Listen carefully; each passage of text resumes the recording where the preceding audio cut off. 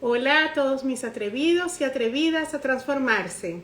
Una nueva entrega de tu programa Atrévete a Transformarte con Lolita Suárez. En el día de hoy tenemos un invitado que todos esperan. Tenemos un invitado que realmente el guión ha sido muy esperado, muy motivado por todos los seguidores y con preguntas muy interesantes. Le hablo de Juan Diego Jumpiers, justamente. Una entrevista a un talentoso abogado, terapeuta, motivador, conferencista, pero sobre todo un ser humano y un amigo inigualable. Y el tema que tenemos en el día de hoy para tratar con Juan Diego, justamente es un tema: ¿por qué el perdón nos libera de cargas y cómo gestionarlo? Un hombre que nos va a enriquecer con su sabiduría, con su carisma, pero sobre todo con esa enseñanza y sobre todo con su experiencia. Nos va a entregar en el día de hoy todo eso a todos nosotros. Quiero hablarle un poquito y brevemente de su semblanza, porque no quiero perder un minuto de la entrevista que tenemos tan interesante con Juan Diego. Quiero decirle que Juan Diego es abogado de la Universidad de Santa María, es locutor de la Universidad Central de Venezuela, tiene una maestría en Psicología Jurídica de Derecho de Familia, es máster en Psicopatología y Psicología Clínica de Psicoterapia. Tiene un diplomado en negociación de rupturas de pareja, cátedra de psicología y psicoanálisis, un diplomado en consultoría analítica y por supuesto es coach neurointegrativo en el Instituto Latinoamericano de Coaching y Terapia y modificación del pensamiento también. Quiero invitarlo enseguida a este amigo, a esta persona que es casi parte nuestra, porque ama a República Dominicana, ama a los dominicanos y es un hombre que realmente vamos a disfrutar muchísimo de él, no solamente en esta entrevista, en muchas otras cosas más. Vamos a invitar rápidamente a Juan Diego, que está por aquí cerquita, ya lo tenemos por aquí. Vamos a mandarle a Juan Diego. Ya tenemos a Juan Diego por aquí.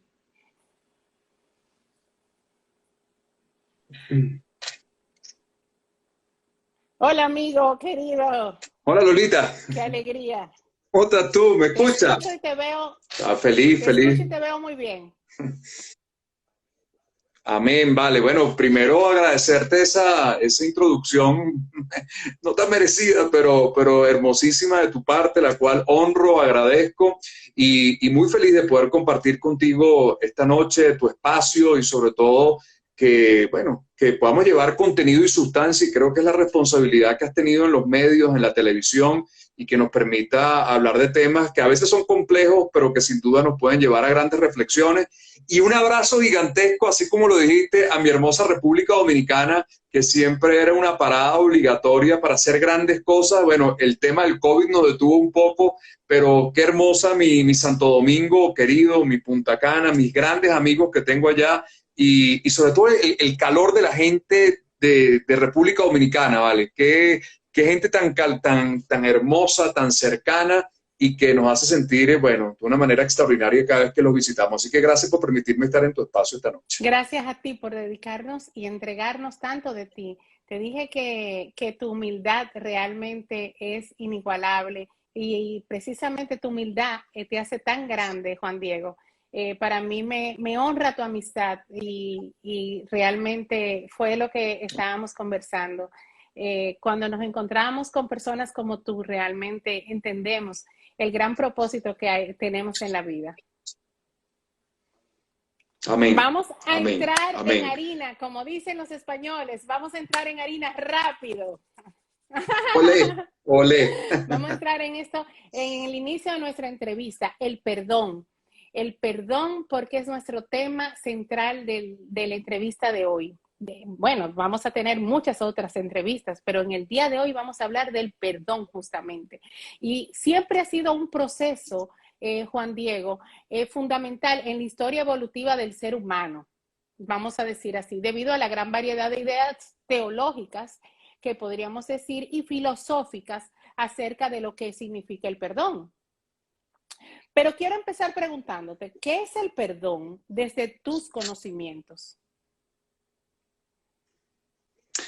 Mira, vamos a poner un poco de dónde viene la palabra, ¿no? Una palabra que proviene del latín, ¿no? El perdonare, así se escribe, perdonare. Y si nosotros nos vamos al prefijo per, el prefijo per significa máximo, ¿no? Cuando uno tiene hipertensión, cuando uno tiene hipertrofia, cuando uno hiperventila, significa siempre lo máximo. Y si nos vamos después a la segunda palabra, que es donare, vamos a ponernos en contacto de ese regalo, de esa donación. Entonces, empezar con el perdonar, yo creo que podríamos simplificarlo con que el perdón en el fondo significa el regalo máximo. Y ese regalo máximo usualmente lo vinculamos hacia afuera, pero yo creo que es un regalo máximo que debe poner la mirada hacia adentro, a donde se mueven las grandes transformaciones del ser humano. Ahora, hay que distinguir varias cosas. Quizás nosotros podamos escuchar el perdón desde el ámbito religioso, desde el ámbito espiritual, pero a mí sí me gusta distinguir que hay un perdón humano y hay un perdón divino. Y no se comen igual, literalmente. El perdón humano tiene unas características, unos rasgos, y el perdón divino va por otro camino que quizás tenga que ver con la creencia y con el rasgo espiritual que cada ser humano en ese proceso íntimo de, bueno, de lo que significa la espiritualidad puede concebir como perdón, ¿ok? Pero sí es bueno identificar que hay dos corrientes y yo creo que deberíamos hablar esta noche sobre todo de ese perdón humano que sí está en nuestras manos. Vemos muchos conceptos acerca del perdón, incluso guías, libros que te aconsejan sobre él. ¿Acaso estamos condicionando, Juan Diego, un sentimiento que debe nacer desde la persona y desde su propia esencia? Es que los rasgos de los movimientos de transformación del ser humano son muy particulares. Entonces, encasillar el perdón dentro de una receta colectiva quizás es un poco a donde yo a veces tengo diferencia, porque el ser humano obedece a un movimiento intrapsíquico muy particular. Y por eso hay gente que puede perdonar algo y gente que no puede perdonar algo, y gente que frente al mismo hecho puede ejercer el camino del perdón y otros que sin duda no lo pueden ejercer. Entonces, hay que tener quizás, en una cultura que busca más bien hacer recetas colectivas, hay que entender que no todas las recetas no funcionan por igual, porque todos tenemos una historia familiar, todos tuvimos una infancia, todos tuvimos unos antecedentes, todos tenemos una genética. Entonces, tratar de conceptualizar de esa manera única y precisa una receta es peligroso. Creo que cada quien tiene que elaborar su propio camino del perdón. Pero si hay algo que podamos decir que es un denominador común, que todo acto de perdón requiere proceso. Eso sí es importante decirlo. No hay perdón en pastillas, no hay perdón en polvito que revuelva rápido y que los tome, no hay perdón de un día para otro. Yo siempre establezco que el perdón es una digestión muy pesada, muy antipática, a veces una digestión muy agria, muy ácida, que vale la pena recorrer, pero como todo proceso tiene los laberintos a veces traviesos y oscuros que no son tan fáciles, pero para poder perdonar sí hay que terminar un proceso. Quizás estamos muy acostumbrados a ese perdón verbal para salir del paso. Bueno, pero es que ya yo perdoné. No, es que ya yo dejé eso. Y hay que tener cuidado porque en el ámbito de cicatrizar los eventos psíquicos, todo requiere trabajo. No hay nada que aparezca de un día para el otro ni por recetas Así es, mágicas. quiero saludar y aprovechar, hacer un paréntesis, saludar a Efren Martínez, que está desde Colombia, a Doken Aznar, que está desde España, que es muy tarde allí y está conectado ahora mismo. Con Efren Martínez es también una persona que trabaja muchísimo, no sé si lo sigues, pero es una persona que escribe mucho en las redes y realmente un gran referente también en todo esto de lo que es la conducta y trabajar lo que es el propósito del ser humano, justamente. Qué lindo que estén conectados todos. Quiero darle las gracias a todos ellos que están a estas horas de la madrugada en España conectados. Pero vamos a seguir con nuestra entrevista, Juan Diego. Todos de algún modo guardamos nuestra pequeña cuota de rencor. Y eso nos ha pasado a todo ser humano, que guardamos como esa piedrita en el zapato ahí, como tú sabes, como que sí, como que te perdoné, pero como que me duele todavía. Esa cosa. Ok. Pero tocaste un tema que es muy humano. No puede haber perdón sin rencor. Fíjate qué curioso. O sea, el rencor es la materia prima, es la materia quizás no trabajada donde empieza el gran proceso del perdón. Entonces, a veces satanizamos los rencores de la vida, pero es que en los rencores es donde se abren todas las posibilidades para poder ejercer el camino de la cicatrización.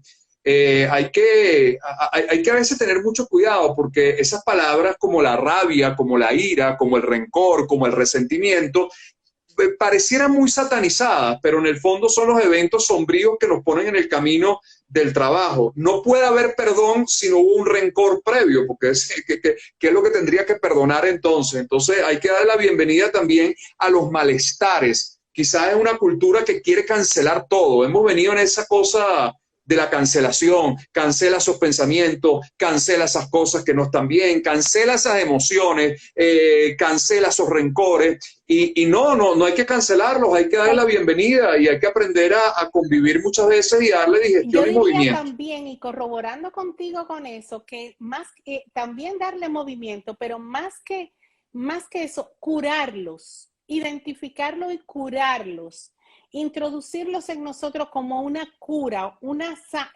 es sanearlos, identificarlos, tenerlos, saber que están ahí, pero saneados. Es como tú saber que tienes una situación que realmente, pero que ya no te da fiebre, que ya no te da ningún dolor y que ya no tiene ningún efecto. Es tal cual. Fíjate que vamos para quizás no entrar dentro de los capítulos subjetivos de la psique, que podemos especular mucho, pero vamos a los órdenes biológicos, a lo que sí podemos objetivizar, sí podemos ver. Fíjate que a veces la vida nos pasa como lo que estamos viviendo, ¿no? Estamos viviendo un mundo pandémico, estamos viviendo un patógeno, un virus, que es una cosa que es un enemigo, que lo tenemos enfrente. Pero fíjate que cuando nosotros o nos vacunamos o el virus nos da, nosotros generamos unos anticuerpos y esos anticuerpos después van a generar unas memorias en nuestras células que nos permiten defendernos. Igual pasa con estos movimientos agrios de la vida, con las ofensas, con los heridores, con los movimientos incluso de venganza en nuestra vida. Eso lo que tú acabas de decir, para mí, es generar los suficientes anticuerpos que cuando tengamos esos movimientos difíciles de la vida podamos generar memorias después de un proceso, después de una infección, después de una fiebre, después de manejar toda una cantidad de eventos que generan esos síntomas, para después tener las reservas de memoria que nos permitan defendernos frente a lo que la vida pueda ofrecer otra vez como un movimiento, no sé, odioso, impertinente y antipático. Ahora, volvemos a lo mismo, hay que pasar por el virus. No es gratis, hay que pasar un poco por la incomodidad y por los factores fastidiosos de esos movimientos de la vida que nadie los quiere, pero suceden.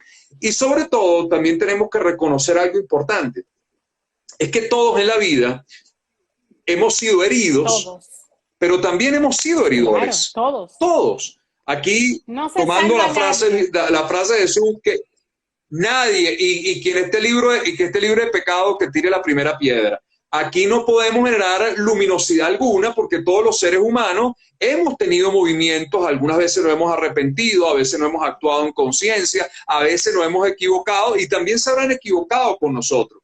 Eso no significa justificar las acciones, pero tenemos que de alguna manera hacernos más humanos frente a este tema y sobre todo bajar un poco el dedo señalador, porque también estamos muy enjuiciadores, estamos señalando todo, estamos fustigando. A veces uno ve en las redes sociales que parece más bien un paredón de fusilamiento sin tener la otra versión. Y hay que tener mucho cuidado con esto, porque las versiones hay que escucharlas, y estamos generando quizás una información reactiva, visceral, que no ha terminado de generar el proceso para emitir una opinión, lamentablemente en un mundo que se permite opinar de todo sabiendo muy poco.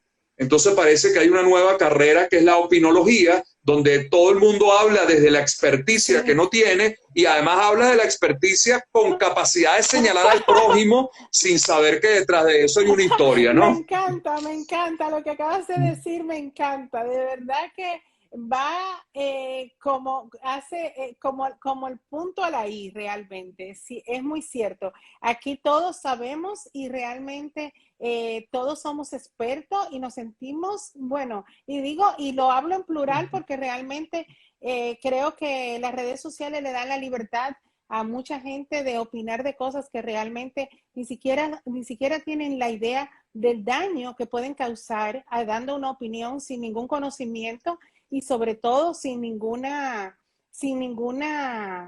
conciencia para hacerlo. Es peligroso este caso, pero realmente llegará el momento en que habrá un freno y un stop a este tipo de situación. Entonces seguro. Pero lo que hace ese stop, perdón, Lolita, lo que hace ese stop es tener un poco de solvencia, fíjate, nosotros, yo tengo un programa de televisión en Miami y cuando se presentó la pandemia no pudimos ir a grabar el programa. Estuvimos fuera del aire, bueno, porque no había aeropuerto, sencillamente. Entonces hicimos casi 230 live todas las noches, un poco replicando lo que hacíamos en la televisión. Y ¿sabes lo hermoso que encontramos? Mira, que hay tanta gente realmente haciendo cosas por lo humano. Mira, encontrábamos científicos, encontrábamos psicólogos, encontrábamos médicos con una humildad que venían realmente a hablar de ciencia, que venían realmente a hablar de humanismo y eso nos acarició la vida porque definitivamente las redes sociales sí pueden utilizarse con contenido, con sustancia, oye, que lleven un mensaje más de información y no de la locura de desinformación que a veces caemos. Ahí está la gran responsabilidad de cuando uno prende una cámara, cuando uno enciende un micrófono y sobre todo uno tiene que demostrar mucha sabiduría cuando uno no sabe de un tema, callarse la boca porque uno demuestra mayor sabiduría haciendo silencio que opinando cualquier pendeja. Bravo. Bravísimo, Juan Diego, de verdad.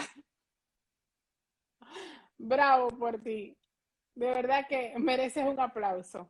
Vamos a preguntarte, Juan Diego, ¿me escuchas? ¿Me escuchas bien? Perfecto. Perfecto. Yo te escucho perfecto. Pierdo un poco tu imagen. Entonces, Juan Diego, ¿qué se necesita para construir un perdón verdadero? Se necesita una palabra difícil que es el duelo. El perdón es un recorrido que tiene que pasar por un duelo, porque la ofensa genera una herida y esa herida, como tú dijiste, tiene que sanarse y ese es un proceso donde tenemos que pasar por un periodo muchas veces de duelo. Oye, voy a utilizar un ejemplo muy biológico, muy anatómico, quizás no muy poético, pero creo que nos puede ilustrar y voy a pedirte permiso para usarlo porque creo que es un ejemplo perfecto. El perdón es el tránsito digestivo, literalmente. Y el tránsito digestivo va de la boca al ano. Nombre absolutamente científico porque así se llama. Claro, sí, de la boca al ano. Ahora, eso es un recorrido.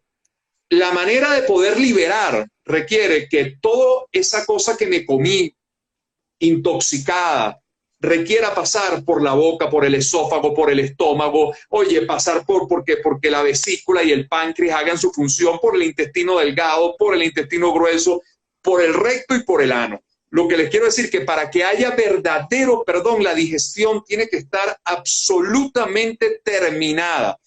¿Por qué? Porque dentro de ese proceso amargo, difícil y complejo, yo tengo que hallar nutrientes, yo tengo que sacar aprendizaje y eso es lo que absorbe el intestino para decir, a pesar de que esto puede ser muy putrefacto, hay algo que yo puedo aprender de esto. Ahí hay perdón porque al final de la historia en vez de estar soltando como estamos soltando todos los días, porque ahora todo el mundo quiere soltar y soltar y soltar, yo digo, suelten, claro que hay que soltar, pero para poder soltar primero hay que integrar. Integrar significa agarrar los nutrientes de la experiencia para generar anticuerpos, para generar experiencias, para generar lecciones y después soltar. Literalmente como pasa en el tránsito digestivo. Si nosotros no tomamos todo ese movimiento, ¿dónde está el perdón? Y por eso te digo, hay que tener mucho cuidado con los perdones verbales, con los perdones rapiditos, con los perdones que más bien procuran, no sé, arrancar las páginas, o en ese tipo de cliché que la gente dice, que un clavo saca otro clavo. Bueno, sí lo saca, pero deja un hueco más grande, ¿no? Si no haga el ejercicio en su casa, agarra un cuadro y quita el clavo y meta el otro clavo después y va a ver que lo que abre es un hueco más grande, aunque usted tape después con el cuadro. Entonces hay que hacer proceso. Definitivamente, si tú me preguntas a mí, un sinónimo de perdón es proceso. Proceso antipático, proceso no amable. Por eso te digo, no es un acto, ay, que el perdón es una cosa maravillosa, espirituosa. No, el perdón es un tránsito humano y como tránsito humano requiere los pellizcos y requiere también un poco pasar por esos grados antipáticos, esos grados que no son amables, incómodos, pero que nos pueden llevar a un orden de transformación. Ese para mí es el concepto del perdón. Excelente, excelente, Juan Diego. Qué bueno. ¿Cómo transformar las emociones que nos mantienen bloqueados muchas veces, Juan Diego? En una entrevista dijiste, no hay un tiempo establecido para curar un corazón herido. ¿Por qué la emocionalidad no debe ser censurada? Tú destacas que el perdón... No, la emocionalidad no puede ser censurada porque las emociones no son ni buenas ni malas, son emociones. Lo que tienen que ser es dirigidas, transformadas y gerenciadas. Yo no puedo castrar la emoción de nadie porque primero, imagínate tú, ¿cómo yo puedo saber lo que tú sientes? No, es imposible. Yo te puedo acompañar en tu sentir, pero yo no puedo saber lo que tú sientes. Si yo castro la emoción, no, ni adivinarlo, pero hay muchos locos que quieren adivinar lo que quiere, lo que sabe el otro, y hay gente que asume y piensa y no sé qué. Bueno, eso se lo doy a los brujos. Yo como no intuyo nada, sino yo trabajo con lo real, yo siempre digo que indiscutiblemente castrar una emoción puede más bien hacer que el cuerpo la tome. A veces es increíble, pero a veces una persona en un proceso muy herido necesita una cuota de ira, necesita una cuota de rabia. Que la rabia en el fondo es el disfraz de la tristeza. Detrás de toda rabia, detrás de toda ira, lo que hay es una gran tristeza escondida. Pero a veces la rabia sostiene, a veces la rabia estructura, a veces una persona que ha perdido un hijo y siente ese momento de rabia en esos primeros pasos del duelo, es importante porque quizás eso la va a mantener con una fuerza que después tendrá que drenarse en la tristeza. Las emociones no se controlan, eso no es cierto. Las emociones se gerencian, se manejan, se transforman, se negocian, se dialogan, pero las emociones todas son necesarias, pero lo que pasa es que hay que permitirlas, porque entonces cuando la gente está triste, entonces si está triste, entonces te dicen tus amigos, no, tú no estás triste, tú estás depresivo. No, yo no estoy depresivo, yo lo que estoy triste, hay que permitirse las tristezas. Es difícil porque indudablemente nosotros queremos empañar siempre y hemos comparado que la felicidad está muy vinculada a la alegría. Y sí puede estar vinculada, pero la felicidad no es la alegría. La felicidad, como cita un gran amigo y psicólogo, que también te invito a que lo tengas en el programa, Joan Garriga, que es un gran psicólogo humanista catalán, escritor de varios libros, pero he tenido la oportunidad de entrevistarlo muchas veces, y él habla de la felicidad grande. Y cuando él define la felicidad grande, él define una felicidad que permite tristezas, que permite lágrimas, que permite incluso poner las sonrisas en paréntesis. Eso también es una felicidad grande. Pero en un mundo que busca la felicidad pequeña, donde está siempre basada en el deseo, y yo creo que estamos tan compulsivos en esto del deseo que ya ni siquiera disfrutamos lo deseado, porque una vez que lo tengo ya quiero otra cosa. Entonces es difícil que estas emociones que no son simpáticas las podamos abrazar con mayor amabilidad y con mayor humanidad. En el campo del perdón, las emociones y en los duelos, todas las emociones son válidas, son permitidas, son requeridas. Lo que hay es que darle una conducción para que se vayan ablandando, para que vayan integrándose y que después que termine el viaje del perdón, podamos entonces poner la sonrisa nuevamente y abrazar el gesto de la vida, bueno, que a pesar de lo complejo sigue siendo Es un maravilloso. tránsito, definitivamente. En tu episodio, Juan Diego, de análisis semanal, abordaste el tema del victimismo. Muchas personas tienen programados en sus patrones mentales que son las víctimas eternas. ¿Cómo perdonar lo que ante sus ojos es imperdonable? ¿Qué tienes tú que decirnos acerca de eso? Hay que diferenciar una cosa, que es la victimización y la víctima. Todos hemos pasado por algún proceso donde hemos sido victimizados. La vida está llena de ingratitudes a veces, y eso es innegable. Quien niegue eso, bueno, no sé, tendrá mucha suerte. Yo no me he encontrado a nadie que haya pasado, como quien dice por ahí, liso por la vida. Lo que pasa es que la víctima no logra transformar lo vivido, sino se queda en ese estado de sufrimiento continuo donde hace una lealtad con la víctima. Y por supuesto, cuando yo me quedo en el papel de la víctima, yo entro dentro de un círculo de terror, que además, curiosamente, la gente que se queda en la víctima es la única manera que se hace sentir, porque todo el mundo le pasará la mano y dirá, oye, pobrecita, mira lo que le ha pasado a la Lolita, y pobrecita, y se quedan en ese pobrecito sin posibilidad de transformar. Yo creo que hay personas que han sido víctimas de cosas muy complejas, muy complejas. Yo vengo de una familia judía que se perdió completa en los campos de concentración y sobrevivió una tía que vivió hasta los 97 años, hermana de mi abuela. Vamos para allá, vamos para allá, vamos para allá. Vamos para allá. Quédate ahí, Okay. quédate ahí. Vamos para allá.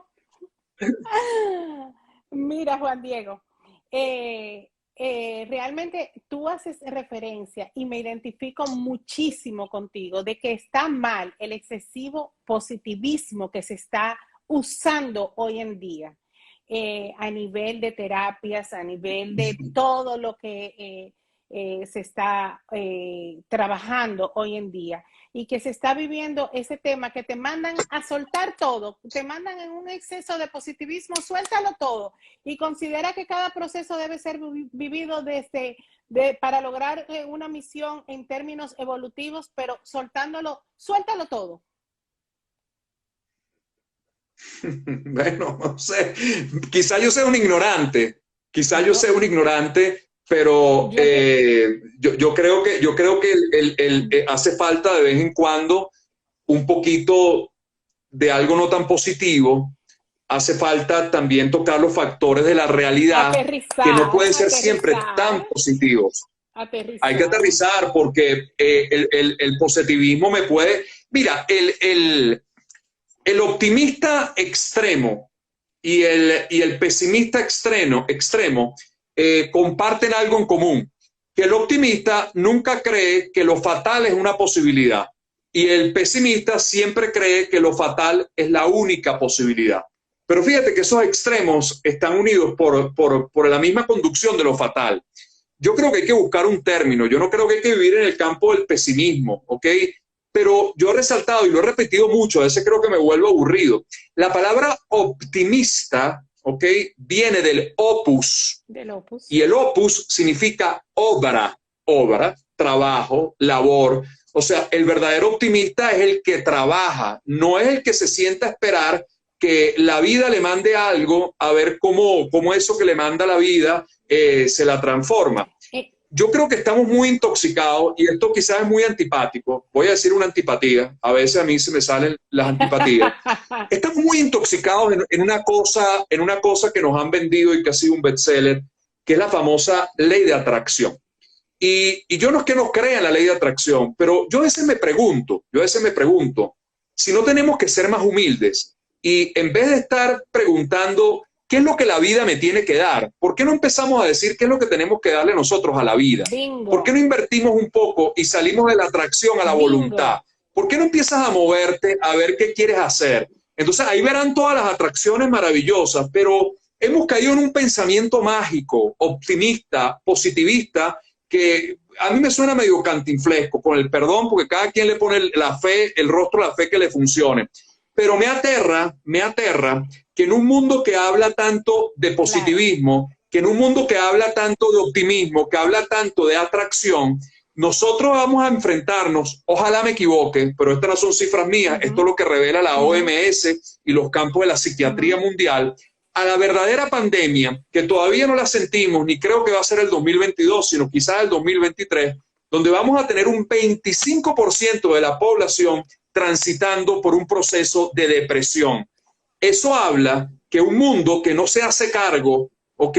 Vamos a tener 25, un cuarto por ciento de la población depresiva. Entonces, acá hay algo que no estamos haciendo correctamente y tiene que ver con los componentes de que no manejamos los duelos, no entendemos que la vida da, pero que la vida quita, no entendemos que a veces ganamos, pero que a veces perdemos, no entendemos ni siquiera con esta pandemia en las narices que somos vulnerables, que somos mortales y que tenemos límite, porque ahorita hablamos del humano sin límite, cosa que es muy idiota, porque aquí todos tenemos límite, aquí todos nos morimos, aquí la humanidad no requirió una bomba atómica para meterse en su casa, necesitamos unas goticas de saliva que ni siquiera vimos para que nos robaran la libertad por un buen tiempo. Entonces, yo prefiero adoptar un pensamiento más humanista, que creo que es mucho más positivo, cuando nosotros decimos, oye, hay que afrontar la vida con un coraje de alma, hay que aprender que a veces el viento está a favor y que a veces el viento no está a favor, hay que bajarle un poco de volumen a la cultura del éxito, del triunfo, porque si la gente supiera cómo la consulta de uno está llena de grandes exitosos, uno pediría menos de ese éxito, por lo menos. Creo que también hay que ser menos aprensivo, hay que aprender a manejar mayores grados de la frustración y de los fracasos, que también son parte de los perdones de la vida, porque también hay mucha gente que vive de espalda con el rencor hacia la vida, porque dice, la vida me quitó, la vida se llevó, es que la vida quita, y eso es una realidad. Nos quita a nuestros abuelos, nos quita a nuestros padres, nos quita a nuestros hijos que se van, nos quita la juventud en algún momento, nos quita parte de la salud en algún momento.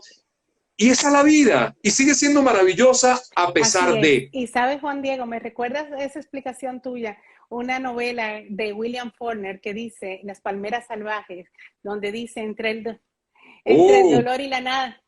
Entre el dolor y la nada, prefiero el dolor, ¿no? Nada, prefiero el dolor, justamente hay que aterrizar y vivir ese proceso, justamente, vivir ese dolor, vivir ese duelo, vivir ese aprendizaje, porque si no, no has aprendido nada, pues sencillamente son momentos que han pasado vacíos y es así. ¿Tú crees, Juan Diego, que el ser abogado, sin duda, crees en la negociación como la mejor vía para la resolución de conflictos hoy en día?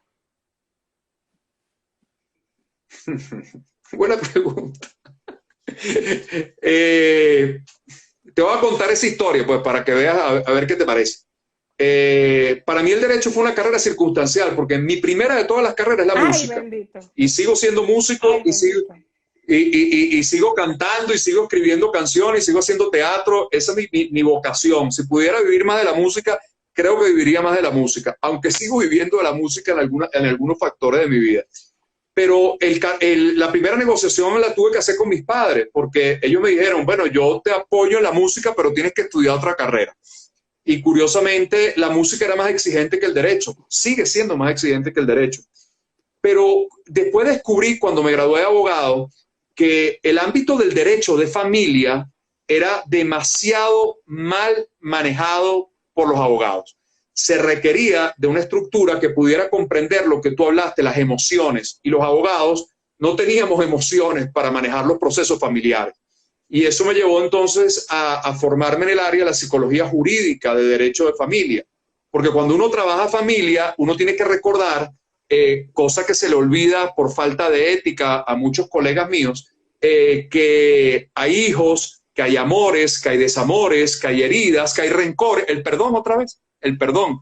Y eso me llevó entonces después a abrazar el camino de la psicología. Yo digo que a mí la psicología me secuestró. Yo no soy psicólogo clínico, yo tengo una maestría y un masterado en psicoterapia y todos mis años de análisis, y dirijo una escuela de consultoría analítica. Bello, pero lo que te quiero, qué linda, lo que te quiero decir con esto es que indiscutiblemente el derecho es la fuente de negociación número uno y base, porque cada vez que nosotros salimos a la calle, todos estamos en una situación de derecho.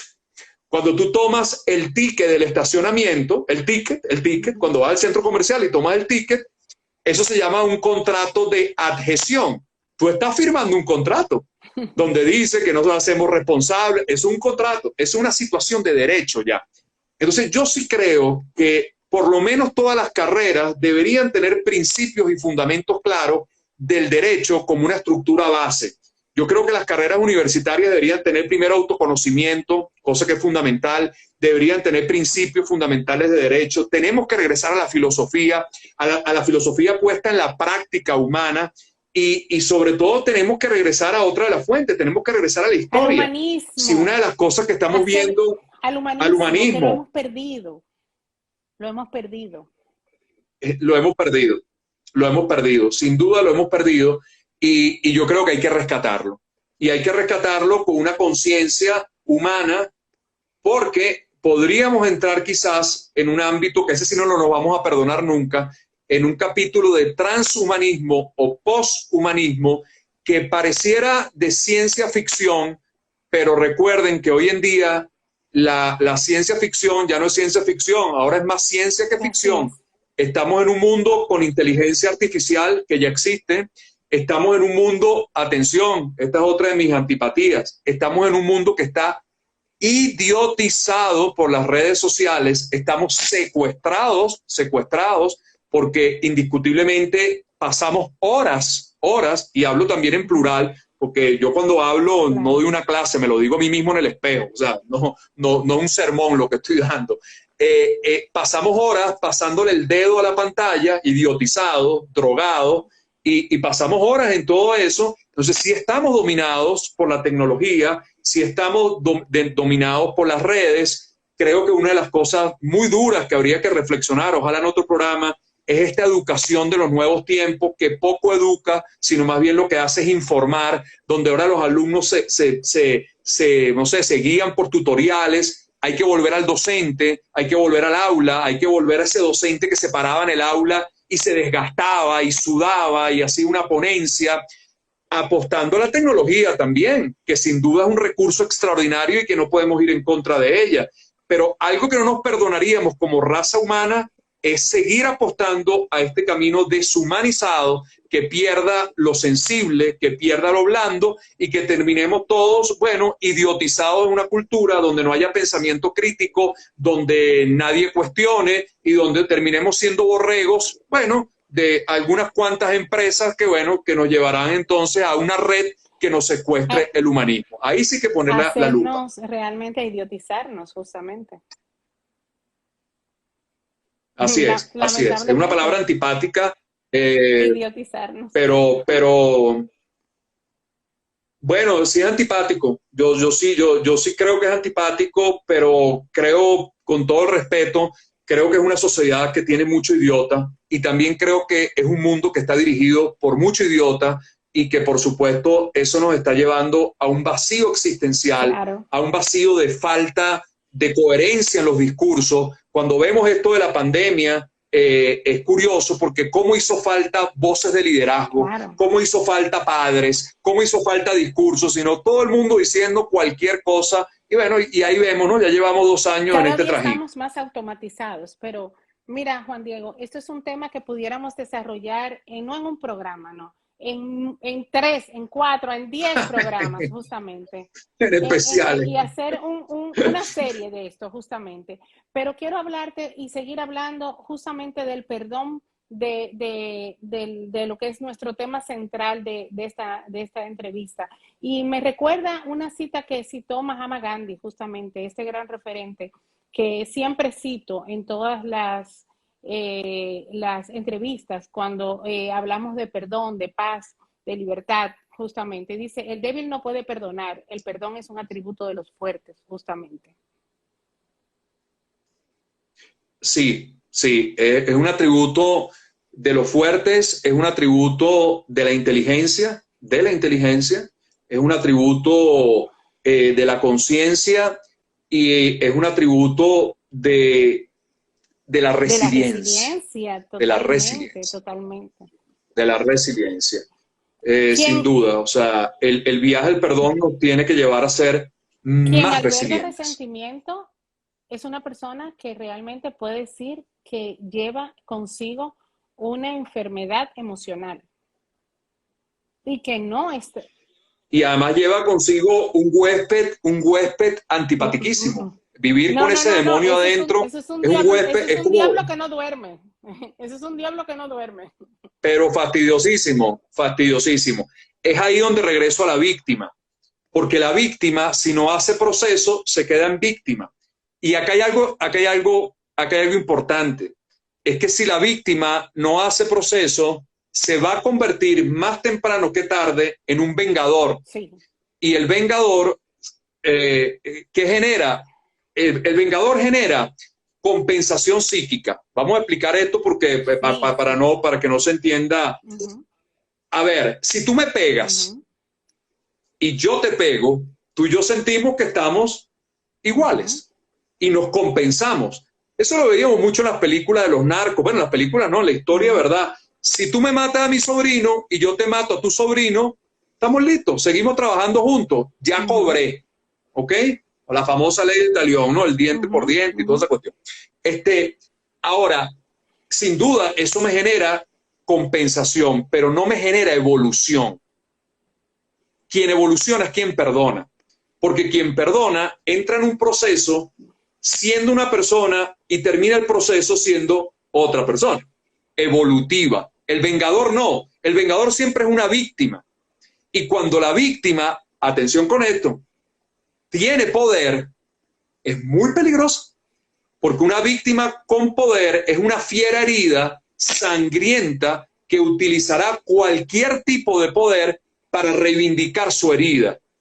Y por eso vemos en todos los ámbitos políticos, cuando hay un vengador, fíjense lo que ha sucedido en el campo de la historia, ni siquiera hablo recientemente, si nos vamos a la Segunda Guerra Mundial, solamente faltó que una herida hiciera eco con la herida social para generar cualquier Uh -huh. psicopatología, cualquier marco psicopático de la sociedad para llevar venganza.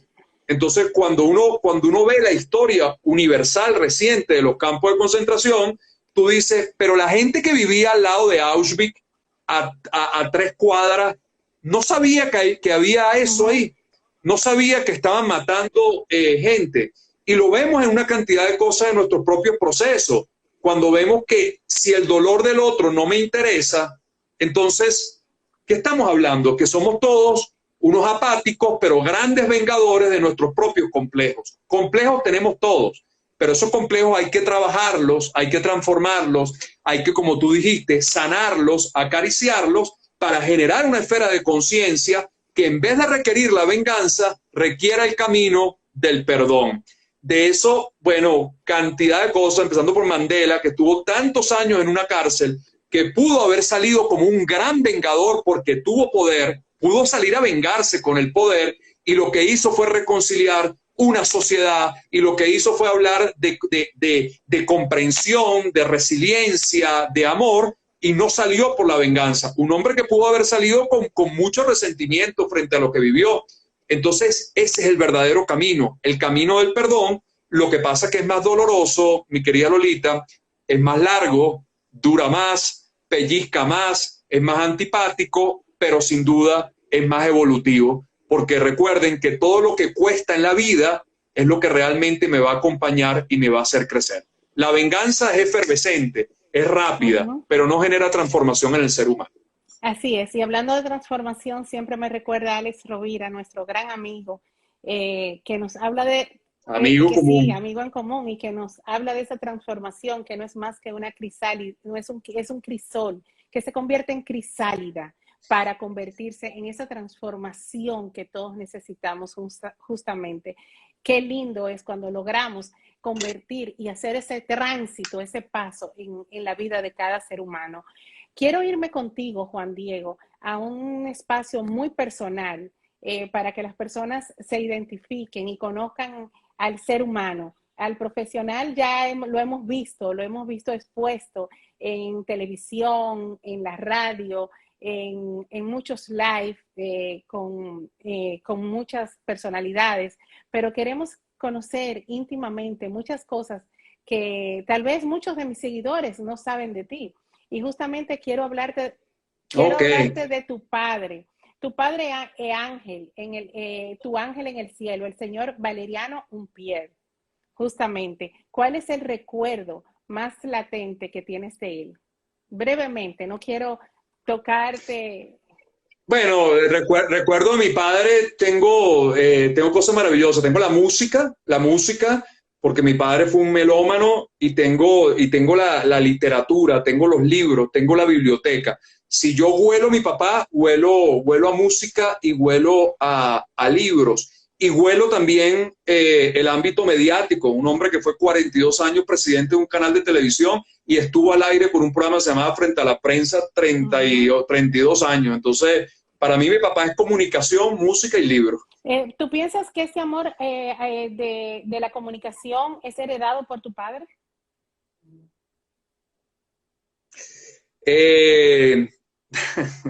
Sí, no. Yo creo que hay cosas que se heredan, pero también lo vi. Entonces, yo creo que uno va armando la personalidad no solamente con lo que hereda, sino con lo que nuestros padres también nos enseñan.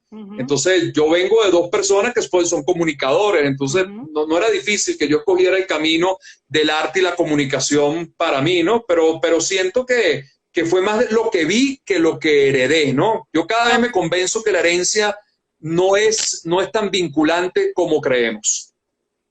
Ok, pero vemos también que tu madre, esa primerísima actriz, la señora Ivonne, quien también fue alcaldesa de Baruta, en Venezuela.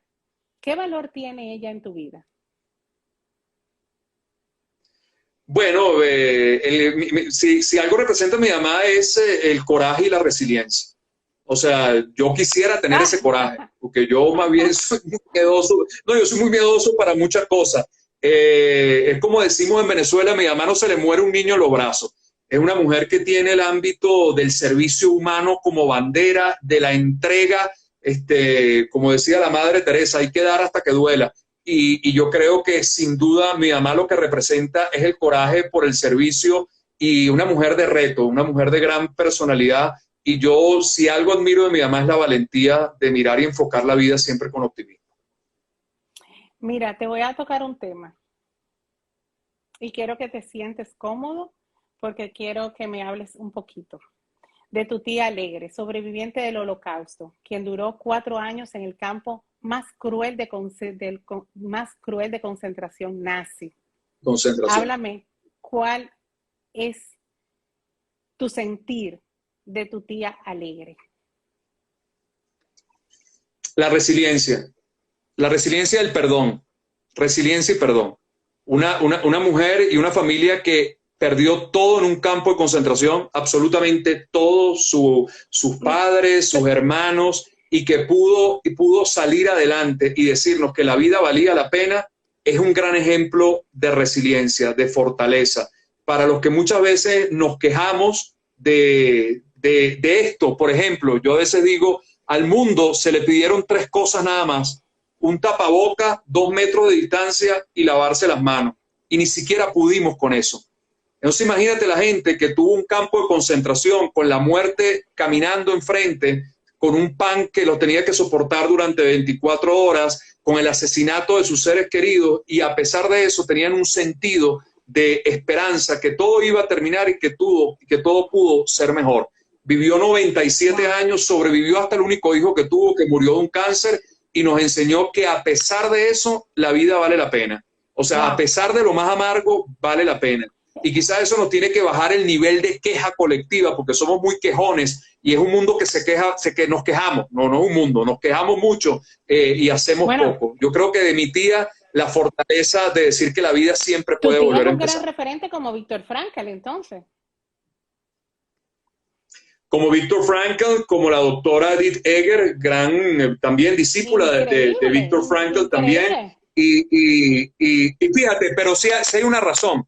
Víctor Frankl, cuando llega al campo de concentración, ya era psiquiatra. Mi tía era Sí. costurera, no era psiquiatra, sino era costurera. Exacto. Pero Entonces, fíjate tu que tía los dos sí costurera, tenían, el otro era sí, psiquiatra. pero sí compartieron algo en común, que ellos dentro del campo entendieron que la única manera de sobrevivir era que hubiera un sentido dentro del campo. Víctor Frankl le sacaba los piojos a los compañeros.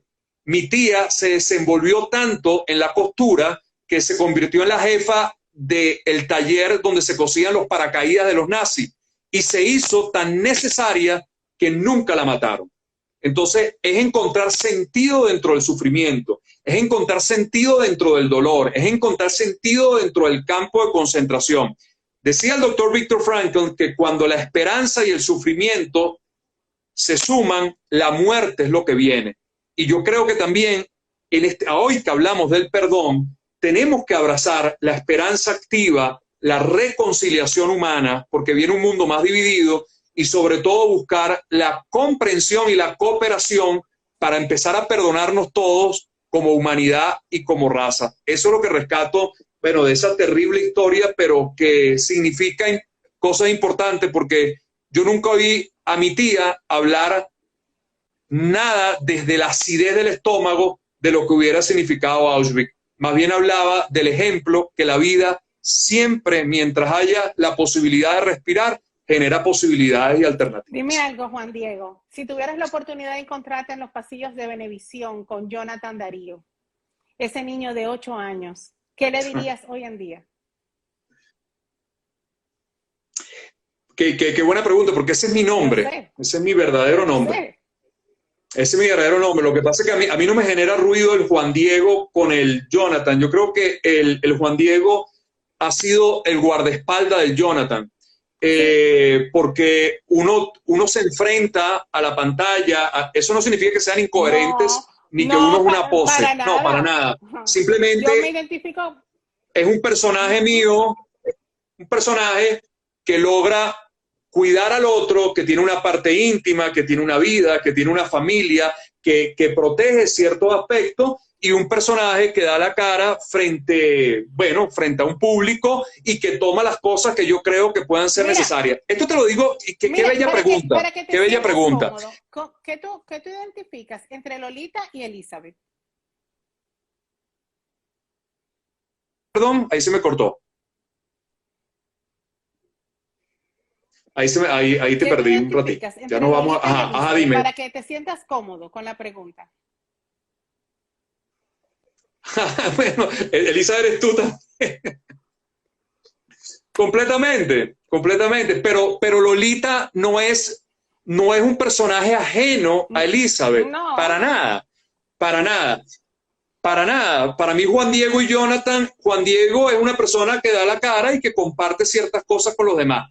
Y aquí quiero decir algo, y que gracias por la pregunta, porque muy pocas veces me la han hecho, ¿ok? Y además no es una pregunta que yo escurro, ni mucho menos, porque para nada. Mira, cuando uno afronta la posibilidad de poner el rostro, de poner la voz en la comunicación, yo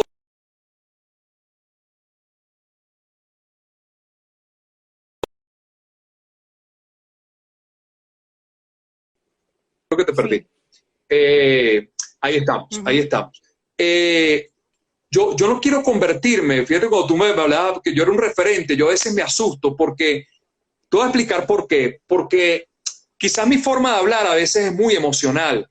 A mí me gusta el escenario, a mí me gusta la actuación, a mí me gusta la música, a mí me gusta el ámbito de seducir la escena, de seducir al público. Pero yo no pretendo convencer a nadie. A mí muchas veces cuando la gente me dice, oye, pero tú tienes todas las herramientas, yo a veces le digo a la gente, mira, si lo hacen diferente a mí, les va a ir mejor, les va a ir mucho mejor. Yo estoy lleno de imperfecciones, estoy lleno de errores, estoy lleno de muchas heridas, estoy lleno de cosas que no he hecho correctamente en mi vida. No pretendo generar heroico alguno, pero para nada.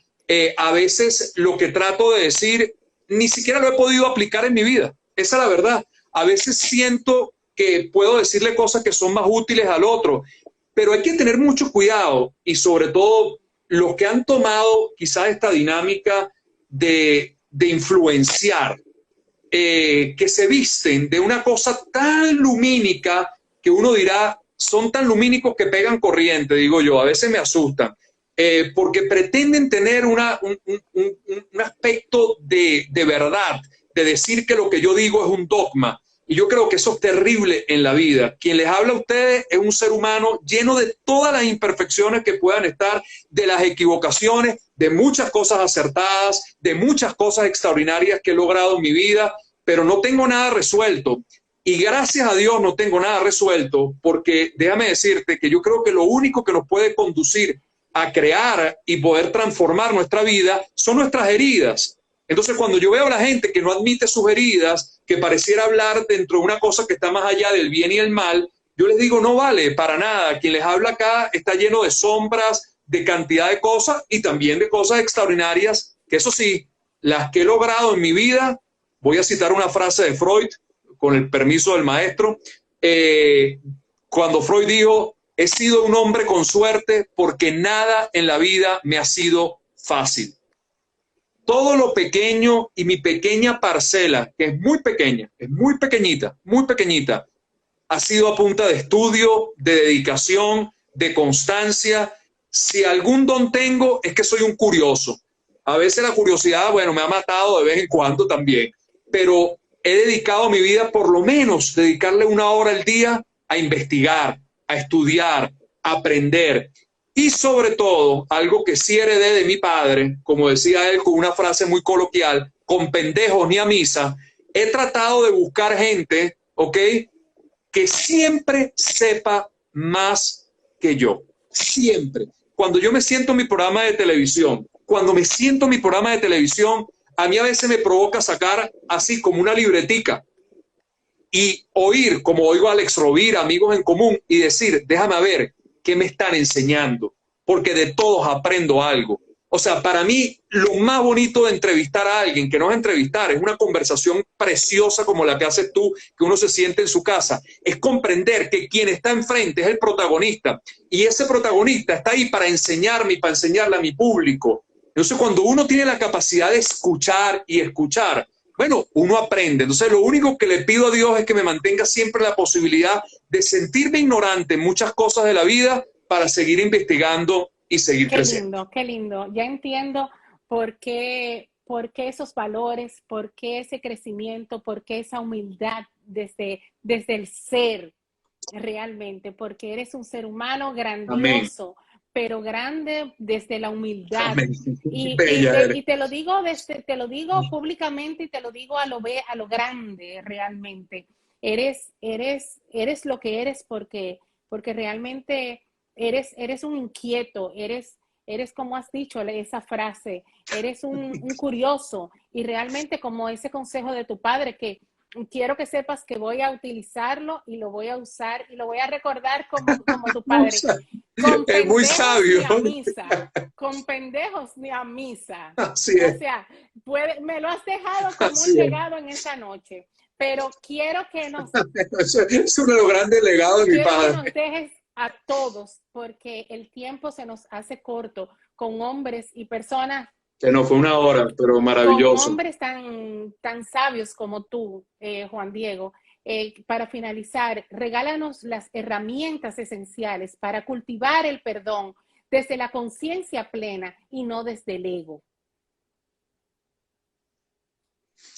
Mira, entender primero lo humano. Lo humano está lleno, como te dije, de heridas y de heridores. Y todos vamos a jugar ese papel alguna vez en nuestra vida. Pero cuando nosotros adoptamos eso difícil y complejo que nos pudo haber fracturado la vida, detrás de todo eso hay una gran lección, hay un gran camino que, si se recorre, nos va a llevar a un gran aprendizaje. Yo creo que uno termina agradeciéndole a la vida esos momentos donde quizás no nos ha dado la vida lo justo que podamos merecer. Yo quisiera decirles que la vida es justa. La vida no es justa. La vida está llena de ingratitudes y también de muchas gracias extraordinarias. Pero detrás de una ingratitud, detrás de ese proceso amargo, viene algo de crecimiento extraordinario, y por eso vale la pena perdonar.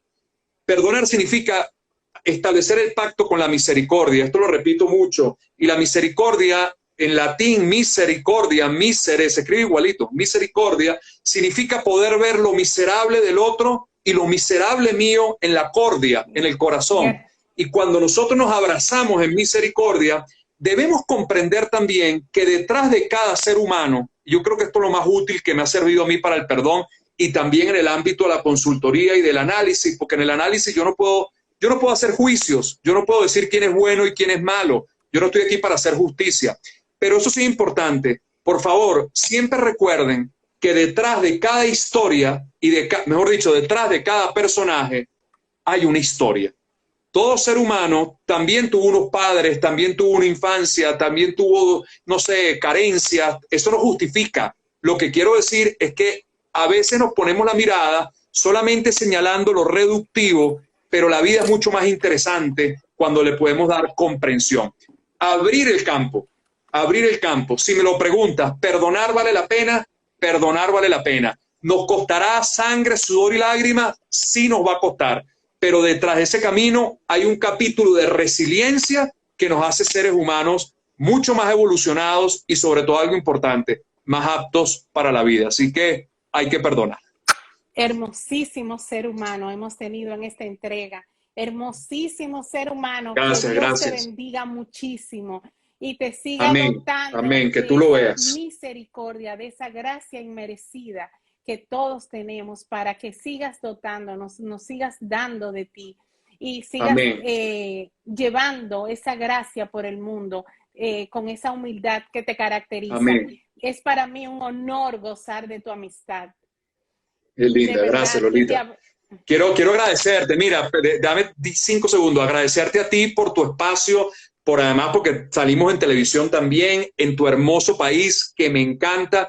Quiero agradecer en nombre de los venezolanos dignos que han emigrado y que se encuentran en República Dominicana y que ese sabor dominicano humano le ha abierto el corazón a un pueblo necesitado. En nombre de los venezolanos que hacemos patria en otros países, quiero darte las gracias por ser un país receptor de tanta gente que lo necesita. Gracias por tu espacio, por tu conciencia y que Dios permita que estos encuentros los podamos hacer en persona y abrazarnos. Así que mis bendiciones también para ti. Gracias por invitarme a tu programa.